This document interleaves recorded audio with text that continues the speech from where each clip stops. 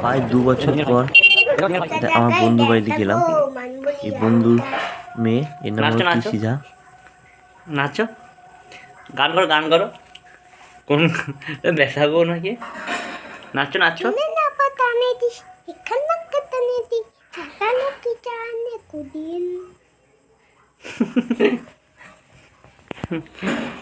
পড়ে যাচ্ছিলাম আমি, কোথায় পড়ে যাচ্ছিলাম? বন্ধু বাড়িতে রাতে থেকে গেছিলাম। রাতে থাকার পর ওর সঙ্গে গল্প কথা বলতে বলতে তিশিজার সাথে সময়টা কেটে গেছিলো। এরপর সকাল সকাল আমার বন্ধু বললো যে একবার মাঠে চলো, আমি ফুটবল খেলি, তার জন্য দেখার জন্য আমিও বেরিয়ে পড়লাম ওর সঙ্গে স্কুটি করে।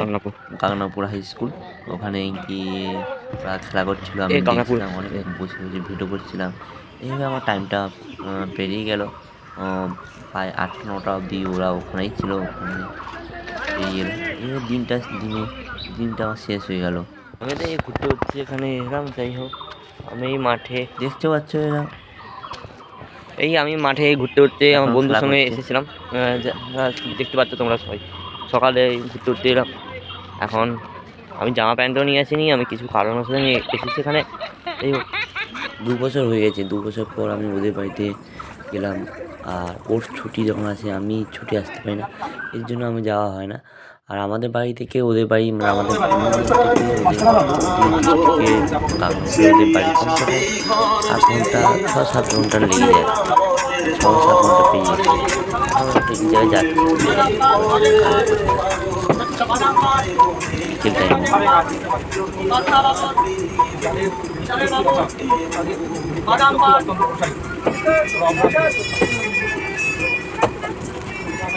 বন্ধু বাড়িতে বিকেল টাইমে আমরা বেরিয়ে পড়লাম গাংনাপুর থেকে মাঝির গ্রামে উদ্দেশ্যে। একটা কালীবাড়ি মন্দির আছে, ওখানে মন্দিরটা প্রচুর জাগ্রত। আমরা ওই দিকে বেরিয়ে পড়লাম স্কুটি নিয়ে। ও স্কুটি চালাচ্ছিল। রেল লাইন ধরে ধরে আমরা পাশের রাস্তা দিয়ে বেরিয়ে গেছিলাম। বন্ধুর বাড়িতে খাওয়া দাওয়া আমি ফটো তুলতে পারিনি, কারণ কারোর বাড়িতে গিয়ে সবসময় খাওয়া দাওয়ার ফটো ভিডিও তুললে ওরা কিছু ভাববে, যার জন্য প্রচুর খাইয়েছে আমাকে।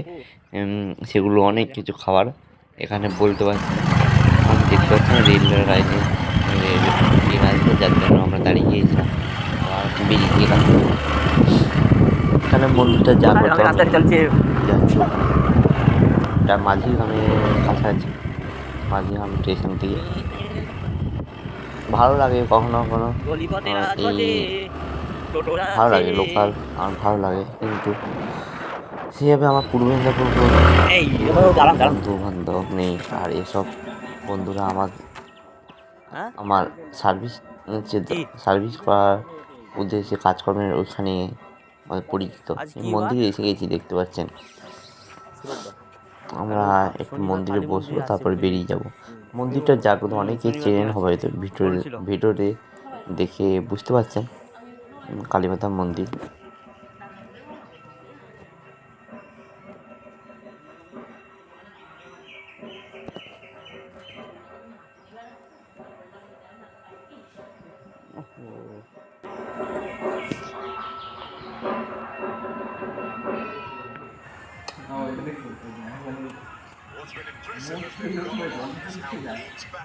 গান করো, কোন গান করো। তারপর রাত হয়ে গেছে, এখন তিথির সঙ্গে বিছানায় শুয়ে নানা কথাবার্তা, গান করা। ছোট বাচ্চাদের যেমন কত ভালো লাগে, দেখুন তো কত সুন্দর কথা বলছে।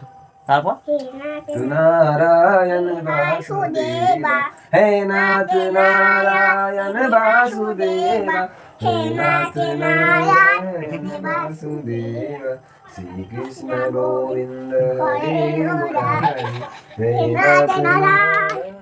সকাল হয়ে গেছে, গান মারছে, তাহলে দেখে বোঝা যাচ্ছে গান মারছে। ওই ওই ওই ওই ওই ওই বদমাস কোথাকার। আমাকে বাড়ি যেতে দেবে না কেন? বাড়ি যেতে হবে না কেন? এই বাড়িতে থেকে যাবো আমি। তোমাদের বাড়ি আবার আসবো, আবার তোমার সঙ্গে খেলা করবো, ঠিক আছে? তুমি সব জানো? কি জানো?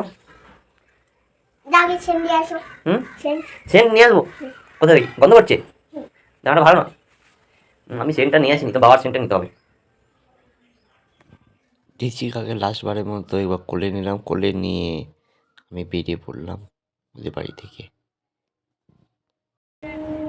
গাংনাপুর থেকে আমি বেরিয়ে পড়লাম আমার বাড়ি। তো দু রাত থেকেছিলাম এখানে, ভালোই কাটলো আমার সময়গুলো। না হলে বুঝতে পারতাম না। এখন এখানে লোকাল ট্রেন, তারপর আমি ডানলপ হয়ে দমদম হয়ে ডানলপ থেকে বেরিয়ে যাবো আমাদের দীঘা রোডের দিকে। কত সুন্দর লাগলো মানুষের কখনো কখনো পরিবেশ, মানুষের সময়, পরিবেশ, আত্মীয় বাড়িতে এগুলো পাল্টানো ভালো, তাহলে সুন্দর লাগে। আমাদের পরিবেশ তো জানেন, আমরা যখন চলে যাবো জেলের মধ্যে বন্ধ হয়ে যাবো, জেলের মধ্যে কাজ করো, সেই এমনি জীবন। তাই কিছুদিন পরিবেশ পাল্টে কিছু মানুষের সঙ্গে দেখা, অনেকটা দূর পড়ে যায় এদের বাড়ি থেকে। প্রায় আমার 9:30 দিকে বেরিয়েছি, আসতে আমার 4টে বেরিয়ে গিয়েছিলো বাড়ি, 4টে বেরিয়ে গিয়েছিলো, অনেকটা দূর। কিন্তু দূর হলেও আমার ভালো লাগে। এখানেই শেষ করলাম ব্লগ।